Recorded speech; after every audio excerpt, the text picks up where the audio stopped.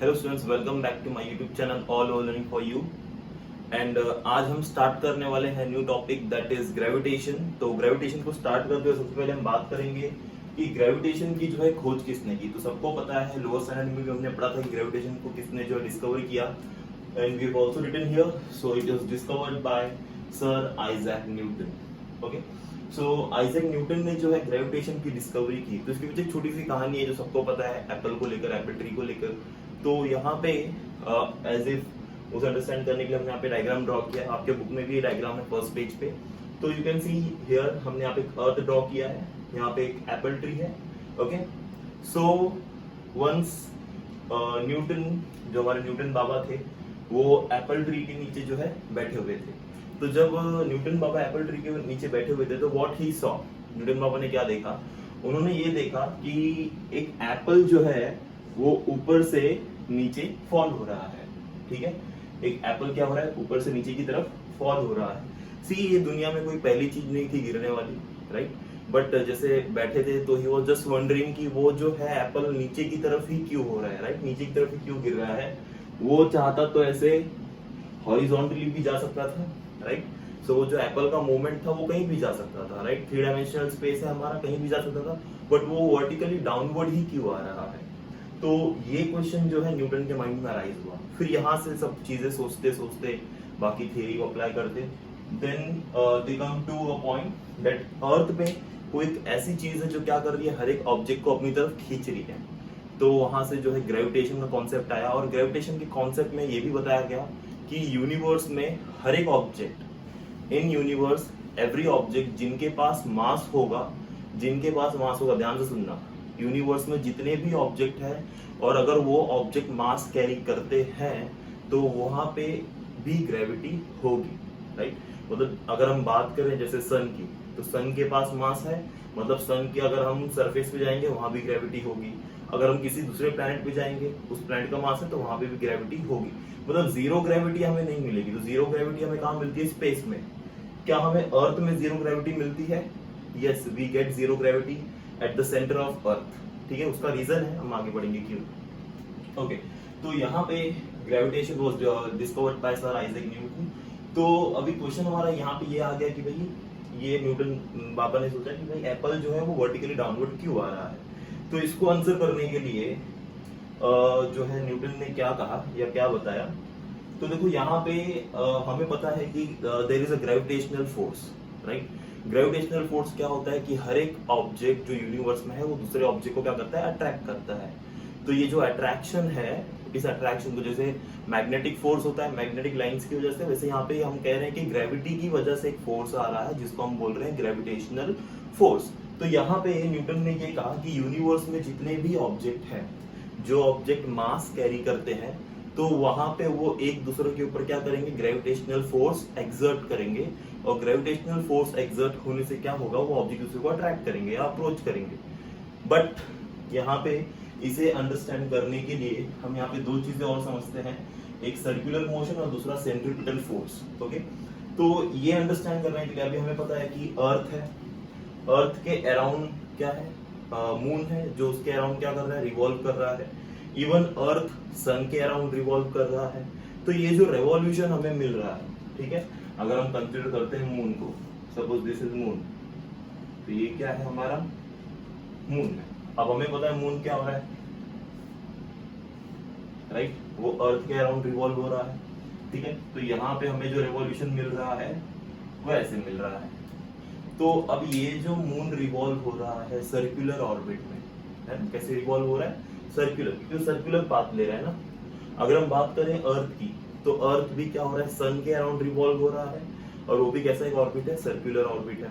Okay, exactly अगर हम बात करें तो ऑर्बिट सर्कुलर नहीं जाती है, वहां पे बहुत सारे डिफरेंट टाइप्स के ऑर्बिट्स आते हैं, इलिप्टिकल ऑर्बिट्स आता है, राइट? पैराबोलिक आता है। बट वो सारे कॉन्सेप्ट्स है वो वेरी करते हैं उनके वेलोसिटीज पे एट डिफरेंट मोमेंट। ओके, तो यहाँ पे फिलहाल अभी हम ऑर्बिट्स की तो बात नहीं करेंगे, बट हम इतना बोलेंगे, समझेंगे कि वो सर्कुलर पाथ में रिवॉल्व कर रहा है, ठीक है। तो यहाँ पे हम बात कर रहे हैं मून की, जो कि सर्कुलर में रिवॉल्व हो रहा है around the earth, and earth is revolving around the sun in circular orbit. तो उसी को हम यहाँ पे क्या बोलेंगे? Circular motion. Okay, an object is revolving in circular path, so that means object is performing circular motion. तो यहाँ पे जो है सर्कुलर मोशन परफॉर्म हो रहा है। बट सर्कुलर मोशन क्या अपने आप आ जाता है किसी भी ऑब्जेक्ट में, या हमें देना पड़ता है? अब यहाँ पे क्वेश्चन आती है, राइट। जैसे अगर फॉर एग्जांपल मैंने एक ऑब्जेक्ट है मेरे हाथ में, जैसे हम मान लेते हैं मार्कर है, इस मार्कर को अगर मैंने थ्रो किया तो क्या ये सर्कुलर पाथ बनाएगा या स्ट्रेट जाएगा? क्वेश्चन तो इट्स वेरी सिंपल, सबको पता है कि ये स्ट्रेट जाने वाला है, राइट। तो यहाँ पे ये स्ट्रेट गया, मतलब इस पे कोई फोर्स नहीं लगा, मैंने इसे जिस डायरेक्शन में थ्रो किया ये उसी डायरेक्शन में चले गया, राइट। ओके, ग्रेविटी है तो ग्रेविटी धीरे धीरे ये नीचे जाएगा ग्रेविटी की तरफ, क्योंकि ग्रेविटी से पुल करेगी। अगर हम स्पेस में जाके, आप लोगों को पता है, अगर स्पेस में किसी भी चीज को थ्रो करो, 9th स्टैंडर्ड में पढ़ा था, right, first law, Newton first law, inertia वाला। तो यहाँ पे अगर मैंने किसी ऑब्जेक्ट को थ्रो किया स्पेस में, तो वो उसी स्पीड में ट्रेवल करते रहेगा इन द सेम डायरेक्शन, है ना, जब तक कोई ऑब्स्टिकल नहीं आता है। तो यहाँ पे भी अगर मैंने इस मार्कर को थ्रो किया और कोई फोर्स नहीं है तो ये स्ट्रेट जाएगा, कोई सर्कुलर पाथ नहीं लेगा। तो अगर इस मून के पास वेलोसिटी है, अगर इस मून के पास, सबको पता है वेलोसिटी जो है वेक्टर क्वांटिटी है, इट हैज अ डायरेक्शन। तो यहाँ पे इसका डायरेक्शन है स्ट्रेट जा रहा है ये, ठीक है, ये क्या कर रहा है, स्ट्रेट जा रहा है। तो अगर एक मून जो है अगर स्ट्रेट जा रहा है, बट यहाँ पे अर्थ की वजह से वो स्ट्रेट ना जाते हुए क्या हो रहा है, टर्न हो जा रहा है, और वो हर बार टर्न हो रहा है तो एक सर्कुलर पाथ फॉलो कर रहा है। समझ रहे हो क्या हो रहा है? यहाँ पे मून हर बार स्ट्रेट जाना चाहता है, हर बार वो स्ट्रेट जाना चाहता है। अभी हम स्टोन का एग्जांपल लेके उसे एक्सप्लेन करेंगे। तो ये क्या हो रहा है, सर्कुलर पाथ फॉलो कर रहा है, ठीक है। तो इसका मतलब ये हो रहा है कि जैसे मैंने मार्कर को थ्रो किया था, बट मार्कर ने स्ट्रेट पाथ लिया, सर्कुलर पाथ नहीं लिया। तो रीजन है क्यों नहीं लिया सर्कुलर पाथ, तो हम समझते हैं उसको सेंट्रीपिटल फोर्स से। Now what is centripetal force, right? Centripetal force क्या है? एक ऐसा फोर्स जो सेंटर की तरफ लगे, okay. So we can say the inward force, the inward force, okay. एक अंदर की तरफ जो फोर्स लग रहा है उसे हम यहाँ पे क्या बोलेंगे, सेंट्रीपिटल फोर्स। और इनवर्ड फोर्स वहां पे लगेगा towards the centre, okay. Inward force towards the centre, okay. अभी इसके एग्जांपल के लिए हम कंसीडर करते हैं कि एग्जांपल स्टोन का। सपोज हमारे पास एक स्टोन है, उसको हमने क्या किया, एक थ्रेड से जो है बांध दिया, ठीक है। तो स्टोन का जो एक एंड होगा वो तो मेरे हाथ में होगा, और दूसरे एंड के थ्रेड का एक एंड मेरे हाथ में है, और थ्रेड के दूसरे एंड पे हमने स्टोन को जो है टाई कर दिया हुआ है। तो सपोज ये ऐसे, तो ये हमारा क्या है, ये थ्रेड है, और ये हमने क्या कर दिया, स्टोन को वहां पे जो है टाई कर दिया। तो इस एंड को हम अपने हाथ में रखेंगे और उसे हम ऐसे जर्क देंगे। तो सबने किया होगा, अगर आपने नहीं किया है तो पेज नंबर 2 पे आप डायग्राम देख सकते हो, राइट। वहां पे एक बच्चा घुमा रहा है स्टोन को टाई कर। तो क्या होगा, हम देखते हैं कि जब इसे हम रोटेट करेंगे तो ये स्ट्रेट जाएगा कि सर्कुलर पाथ लेगा। तो ऑब्वियसली ये क्या करेगा, ये सर्कुलर पाथ लेगा, और ये ऐसे सर्कुलर ऑर्बिट में, सर्कल बनाना बड़ा मुश्किल है, तो ये ऐसे एक समान लोसन कर, ठीक है। तो ये ऐसे एक सर्कुलर ऑर्बिट में क्या करेगा, रोटेट करेगा, ठीक है। तो ये स्टोन क्या होगा, ऐसे सर्कुलर ऑर्बिट में रोटेट होगा। हमने ऐसे क्या किया, एक एंड से जर्क दिया।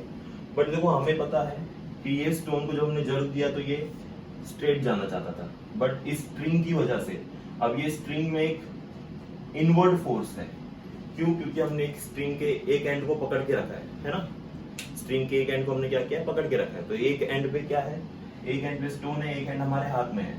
तो हमने जैसे जर्क दिया तो ऐसे घूमना स्टार्ट करेगा वो। तो यहाँ पे क्या होता है, अंदर की तरफ फोर्स लगता है, जिससे क्या होता है, ये स्टोन सीधा ना जाते हुए क्या हो जाता है, टर्न हो जाता है। फिर से ये चाहता है कि वो इसी डायरेक्शन में जाए, but because of an inward force, अभी ये स्टोन यहाँ पे आ चुका है तो फिर से एक इनवर्ड फोर्स है, फिर से वो क्या हो जाएगा, टर्न हो जाएगा। और ऐसे करते करते क्या करेगा, वो एक सर्कुलर मोशन परफॉर्म करेगा। तो इसका मतलब यहाँ पे ये साफ साफ है कि अगर हमें सर्कुलर मोशन परफॉर्म करना है तो हमें क्या चाहिए होगा, सेंट्रीपिटल फोर्स। सेंट्रीपिटल फोर्स क्या है, ऐसा फोर्स जो सेंटर की तरफ लग रहा है, ठीक है। तो यहाँ पे सेंट्रीपिटल फोर्स देने के लिए कौन था? स्ट्रिंग है। एक स्टोन को सेंट्रीपिटल फोर्स जो मिल रहा है जिसकी वजह से वो सर्कुलर मोशन परफॉर्म कर रहा है, तो वो जो सर्कुलर मोशन आया बिकॉज ऑफ सेंट्रीपिटल फोर्स, तो वो किसकी वजह से आ पाया? Because of string. क्योंकि सेंटर यहाँ पे कहाँ है? मेरा हैंड है ना, जहाँ पे मैं उसको पकड़ा रहा हूँ, मैं इसे घुमा रहा है, तो सेंटर तो मेरा हैंड ही है और वो ऐसे घूम रहा है मेरे हाथ के चारों साइड। तो यहाँ पे सर्कुलर मोशन जो बन रहा है वो बिकॉज ऑफ सेंट्रीपिटल फोर्स हो रहा है, और वो किसकी वजह से हो पा रहा है? Because of string. अगर वो स्ट्रिंग नहीं होता तो सेंट्रीपिटल फोर्स मिलता ही नहीं और उसकी वजह से सर्कुलर मोशन भी नहीं आ पाता। तो यहाँ पे अगर हम बात करें अर्थ और मून की, ठीक है, तो अभी मून भी जो है सर्कुलर मोशन परफॉर्म कर रहा है अलोंग द अर्थ। अगर इसके पास वेलोसिटी होता तो ये भी स्ट्रेट जाता, right? But we know that कि मून और अर्थ के बीच में एक फोर्स है जिसे हम यहाँ पे बोलेंगे ग्रेविटेशनल फोर्स, ठीक है? क्या कहेंगे हम यहाँ पे इसे? इसको आगे हम और ज्यादा डीप में लेके जाएंगे ग्रेविटेशनल फोर्स को, मतलब और ज्यादा अंडरस्टैंड करेंगे। So there is gravitational force, okay? तो ये जो ग्रेविटेशनल फोर्स है, इस ग्रेविटेशनल फोर्स की वजह से क्या होता है? जैसे यहाँ पे एक स्ट्रिंग था, राइट, जो इनवर्ड फोर्स दे रहा था, तो यहाँ पे अर्थ क्या कर रहा है? इस मून को अट्रैक्ट कर रहा है। जैसे हम हैं, हमें भी अर्थ अट्रैक्ट करता है ना, हम जंप करेंगे तो फिर से नीचे ही आने वाले हैं। अगर मैं किसी ऑब्जेक्ट को ऊपर थ्रो करूं तो फिर से वो नीचे ही आएगा। मतलब क्या हो रहा है? यहाँ पे अर्थ हर एक ऑब्जेक्ट को क्या कर रही है? अट्रैक्ट कर रही है, ठीक है? अट्रैक्ट कर रही है। तो यहाँ पे ये मून भी क्या हो रहा है? अट्रैक्ट हो रहा है। और ये जो अट्रैक्शन होता है, ये कहाँ पे होता है? तो ये अट्रैक्शन होता है टुवर्ड्स द सेंटर। कहाँ पे होता है? Towards the centre. अगर आप देखोगे कोई भी चीज, अगर सपोज ये अर्थ है, अगर मैं कोई एक ऑब्जेक्ट यहाँ पर है, अगर वो फॉल होता है तो वो क्या, अगर एक ऑब्जेक्ट यहाँ पर है, अगर वो फॉल होता है तो क्या वो ऐसे जाएगा या ऐसे जाएगा? तो ऑब्वियसली वो टुवर्ड्स द सेंटर जाएगा। एक ऑब्जेक्ट यहाँ पर है, अगर वो फॉल होता है तो क्या वो नीचे गिर जाएगा? नहीं, वो कहाँ पे जाएगा? टुवर्ड्स द सेंटर जाएगा, ठीक है? तो हर एक ऑब्जेक्ट क्या होने वाले? टुवर्ड्स द सेंटर ही जाने वाले हैं। तो यहाँ पे ये मून पे भी क्या हो रहा है? एक फोर्स लग रहा है, gravitational force towards the centre, and because of that gravitational force, उस ग्रेविटेशनल फोर्स की वजह से यहाँ पे एक सेंट्रीपिटल फोर्स क्रिएट हो रहा है, और जिसकी वजह से हमें क्या मिल रहा है? एक सर्कुलर मोशन। तो I can say my gravitational force is equal to my centripetal force, and due to which I am getting circular motion. जैसे यहाँ पे स्ट्रिंग और सेंट्रीपिटल फोर्स की वजह से हमें सर्कुलर मोशन मिल रहा था। अगर स्ट्रिंग नहीं होता तो सेंट्रीपिटल फोर्स नहीं आ पाता और हमें फिर सर्कुलर मोशन भी नहीं मिल पाता। तो सिमिलरली यहाँ पे स्ट्रिंग का काम कौन कर रहा है? Gravitational force. तो वो एक इनविजिबल है, राइट, बट एक फोर्स है जो कि एक्सपीरियंस कर सकते हैं, okay? So this was all about centripetal force and gravitation. Take a screenshot, then we'll talk about Kepler's law. Okay, now we are starting with the next, that is Kepler's law. So Kepler's law is again very important part because ये exam point of view बहुत important है. 3 law है Kepler के, first law, second law and third law, right? So यहाँ पे Kepler's law को understand करने के पहले हमें एक चीज समझनी पड़ेगी जो कि है इलिप्टिकल ऑर्बिट, ठीक है? इलिप्टिकल ऑर्बिट या इलिप्टिकल शेप, जैसे एक सर्कुलर शेप होता है, राइट, सर्कल है, तो सिमिलरली इलिप्स भी या इलिप्टिकल ऑर्बिट भी एक शेप होता है. सो इलिप्स या इलिप्टिकल ऑर्बिट कुछ ऐसा होगा. पहले मैं इलिप्स या इलिप्टिकल ऑर्बिट आपको यहाँ पे समझा देता हूँ. ये दोनों मैंने ड्रॉ किया है इन्हें एक्सप्लेन करने के लिए पॉइंट्स को, ठीक है? तो यहाँ पे देखो जो इलिप्स होता है ना, पहले इलिप्स को अंडरस्टैंड करते हैं. इलिप्टिकल ऑर्बिट कुछ इस तरीके से होगा. उसमें 2 एक्सिस होगी, एक तो ये वाली एक्सिस और दूसरी ये वाली एक्सिस. सी ये एक बड़ी लाइन गई है तो इसको हम कहेंगे मेजर एक्सिस और ये से हम कहेंगे माइनर एक्सिस, ठीक है? This is what, this is major axis और ये वाला होगा हमारा माइनर एक्सिस, ठीक है? तो ये 2 एक्सिस हमारे पास होगी. अब एक चीज आपको इलिप्स में याद रखना है कि इलिप्स में, जैसे सर्कल में हमारे पास एक सेंटर होता है, इलिप्स में हमारे पास 2 सेंटर होते हैं, ठीक है? और वो दोनों सेंटर मेजर एक्सिस पे होंगे. तो इस यहां से लेके यहां तक का, इनके बीच में मतलब यहाँ पे एक सेंटर होगा और यहाँ इनके बीच में यहाँ पे एक सेंटर होगा. तो मैं ऐसे कह सकता हूँ कि 2 सेंटर है यहाँ पे, ठीक है? यहाँ फोकाई, सेंटर को फोकाई भी कहते हैं. तो यहाँ पे ये 2 फोकाई हैं, ठीक है? So I can say that F1 and F2, दो फोकस या दो centre. Okay, so major axis पे होंगे ये दोनों सेंटर्स। और एक बात यहाँ पे जो है एलिप्स के लिए कि अगर मैंने सपोज कोई लाइन ड्रॉ की, सर जैसे मान लेते हैं मैंने ये F1 से एक लाइन ड्रॉ की यहाँ पे इस पॉइंट पे, और यहाँ से मैंने एक लाइन ड्रॉ की F2 पे, तो इस पॉइंट को नाम देता हूँ A। सो F1 से लेके A तक और A से लेके F2 तक, इस पूरे लाइन का जब हम एडिशन लेंगे डिस्टेंस का, ठीक है, तो मुझे जो टोटल आंसर मिलेगा, ठीक है, तो मैंने कहा F1A प्लस AF2 ये जो वैल्यू है, ये वैल्यू इक्वल होगी अगर मैं कोई और भी लाइन प्लॉट करता हूँ। जैसे मान लो मैंने कैसे लाइन बनाई, यहाँ से यहाँ पे, इस पॉइंट को मैंने नाम दे दिया B। सो मैं F1 से B पे गया, फिर B से वापस F2 पे आया, तो F1A1 प्लस AF2 मतलब ये वाली distance will be equal to F1B plus BF2, ठीक है। अब यहाँ पे जगह नहीं, मैं लिख नहीं रहा हूँ, राइट। और सिमिलरली अगर आपने नीचे कोई लाइन ड्रॉ कर दी, ऐसे मान लेते हैं मैंने ऐसे एक लाइन ड्रॉ कर दी, यहाँ पे मैंने C ले लिया इस पॉइंट को, सो F1C प्लस CF2 ये सारे डिस्टेंस मेरे क्या हो जाएंगे, इक्वल हो जाएंगे, ठीक है। मैं यहाँ पे नीचे लिख देता हूँ, नहीं तो आ जाएगा शायद से। सो A पहला वाला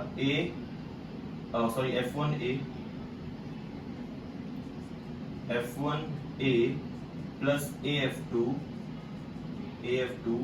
will be equal to ये C पॉइंट कौन सा लिख दो, will be equal to F1B plus B और ये point F2 BF2 will be equal to ये वाली वैल्यू दूसरी F1C प्लस CF2, ठीक है। मतलब उन सब के एडिशंस को, जो पहली लाइन बनाई उनके एडिशन, सेकंड का एडिशन एंड थर्ड का एडिशन, सब इक्वल आंसर। जैसे अगर ये चीजें नहीं समझती तो एग्जांपल ले लो। जैसे मान लो ये लाइन और 3 सेंटीमीटर है और ये 4 सेंटीमीटर, 3 प्लस 4 कितना हो जाएगा 7, तो इन दोनों का आंसर कितना आएगा 7। पर F1B प्लस ये जब आप ऐड करोगे, तो सपोज ये 5 है ये 2 है, तो वो भी कितना होगा 7 और ये भी होगा 7, तो 7 ये वाली वैल्यू भी 7, ये भी 7 और ये भी 7। तो ये प्रॉपर्टीज है इलिप्स की, ठीक है। ओके, तो इलिप्स में दो एक्सिस है हमारे पास, माइनर और मेजर, और यहाँ पे दो सेंटर्स होंगे F1 और F2। कितनी बात आपको ध्यान में रखनी है। और ये कि सेंटर से कोई भी दो लाइन को ज्वाइन करो touching ellipse will give you the same value. Kepler's first law now. अब केपलर फर्स्ट लॉ को क्या कहता है, the orbit of a planet is ellipse with sun at one of the foci. तो ये जो ऑर्बिट है प्लैनेट के, राइट, मतलब प्लैनेट के ऑर्बिट, प्लैनेट का ऑर्बिट मतलब क्या हो रहा है, जैसे इलेक्ट्रॉनिक ऑर्बिट होते हैं, इलेक्ट्रॉन उस ऑर्बिट में रिवॉल्व करते हैं, उससे प्लैनेट भी ऑर्बिट में रिवॉल्व करते हैं at sun at a centre, right. तो यहाँ पे क्या होगा, हमारा जो भी प्लैनेट होगा वो सर्कुलर ऑर्बिट में रिवॉल्व नहीं करेगा, वो कौन से ऑर्बिट में रिवॉल्व करेगा, इलिप्टिकल ऑर्बिट में। किस में रिवॉल्व करेगा, इलिप्टिकल ऑर्बिट में, with sun at one of the foci. See sun जो होगा वो दोनों में से किसी एक फोकाई पे होगा, क्योंकि दो फोकाई है ना हमारे पास, तो सन यहाँ भी हो सकता है, सन यहाँ भी हो सकता है। तो जैसा कि अगर हमने यहाँ पे ड्रॉ किया दो एक्सिस, तो ये दोनों एक्सिस बना दिए। सपोज हमने सन को यहाँ पे ले लिया इस सेंटर पे, तो यहाँ पे हमारा आ गया सन, ठीक है। अब और ये जो ऑर्बिट है, सपोज इस ऑर्बिट में एक प्लैनेट रिवॉल्व हो रहा है, let's say this is the planet, इसको हम अर्थ बोल देते हैं, ठीक है। तो ये हमारा अर्थ प्लैनेट है जो रिवॉल्व हो रहा है। तो सी ये इसका जो रिवॉल्यूशन होगा कैसा होगा, वो इस ऑर्बिट में होगा। तो सन यहाँ भी हो सकता है, सन यहाँ भी हो सकता है, ठीक है। तो अभी क्वेश्चन ये आता है कि सर यहाँ पे तो जब अर्थ यहाँ पे जाएगा तो सन से बहुत दूर चले जाएगा, यहाँ पे आएगा तो सन अर्थ के बहुत पास आ जाएगा, तो वो होगा, ठीक है, वो चीजें होंगी। अर्थ बहुत दूर होगा यहाँ पे, अर्थ बहुत यहाँ पे पास में आ जाएगा। बट एक चीज आपको यहाँ पे समझनी है कि जो स्पीड होगा अर्थ का, वी नो दैट कि earth is revolving around the sun with some velocity. तो यहाँ पे जो वेलोसिटी होगी, वो वेलोसिटी जब सन से अर्थ दूर होगा तो वेलोसिटी स्लो होगी, और जब सन से अर्थ पास होगा तो वेलोसिटी क्या होगी, फास्ट होगी, ठीक है। और यही कॉन्सेप्ट हमारा यहाँ पे जो है ज्यादा यूज होगा। तो फर्स्ट पॉइंट क्या था हमारा, the orbit of a planet is ellipse. तो कोई भी प्लैनेट का एक ऑर्बिट होगा जिसमें वो प्लैनेट रिवॉल्व कर रहा है, तो उसकी ऑर्बिट हमेशा इलिप्स होगी with sun at one of the foci. तो सन जो है किसी भी एक फोकाई पे होगा, ठीक है। तो वो हमारा हो गया फर्स्ट लॉ। सेकेंड लॉ क्या कहता है यहाँ पे, see second law again a very important law, the line joining the planet sweeps out equal area in equal interval of time. इसे भी अंडरस्टैंड करते हैं। तो यहाँ पे हम फिर से ड्रॉ कर देते हैं हमारे एक्सिस को। ओके, सपोज हमने एक्सिस बना दी, फिर से हम मानते हैं सन हमारा यहाँ पर है, ठीक है।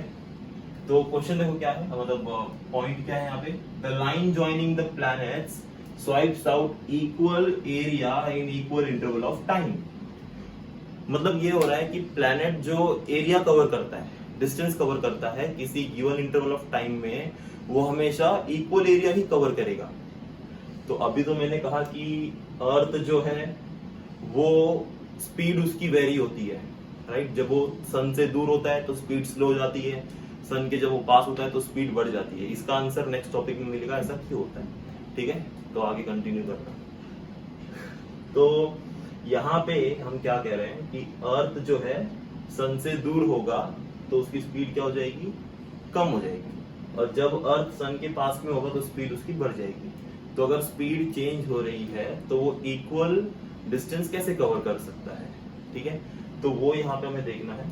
तो सी यहाँ पे क्या हो रहा है, तो सपोज हम कहते हैं कि मेरा एक प्लैनेट यहाँ पर है, सी प्लैनेट अर्थ ही मानते हैं। तो अर्थ हमारा यहाँ पर है और हम कहते हैं कि उसे यहां से यहां पे आने के लिए, यहां से यहां आने के लिए लेट से 2 मंथ्स लग गए।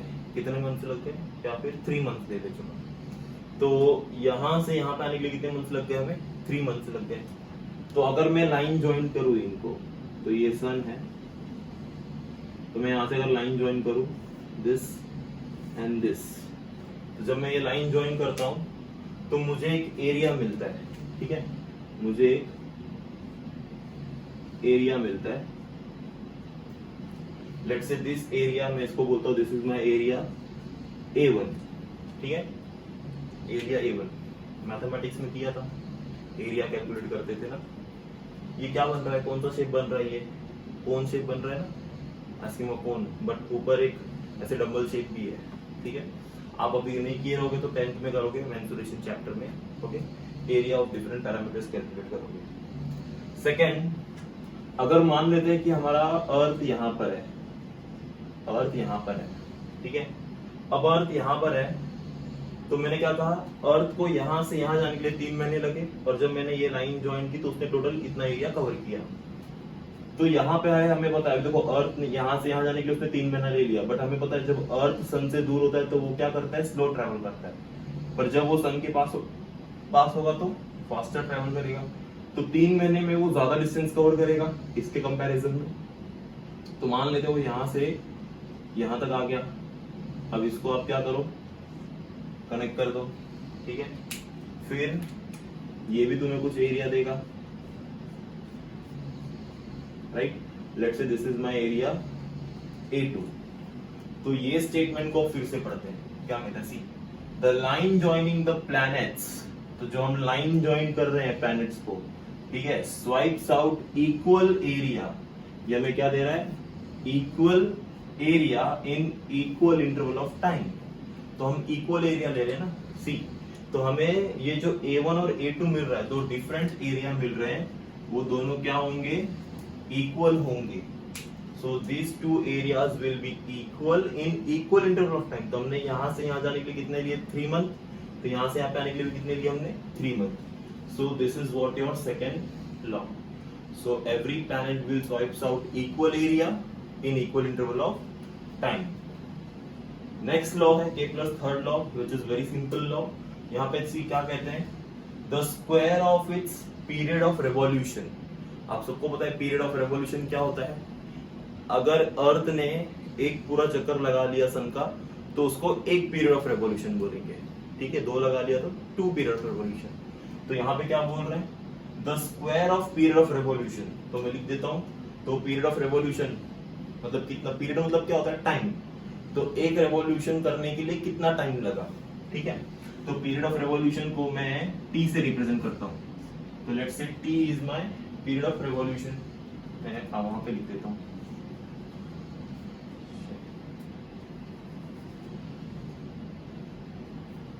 यहाँ लिख दो, ठीक है।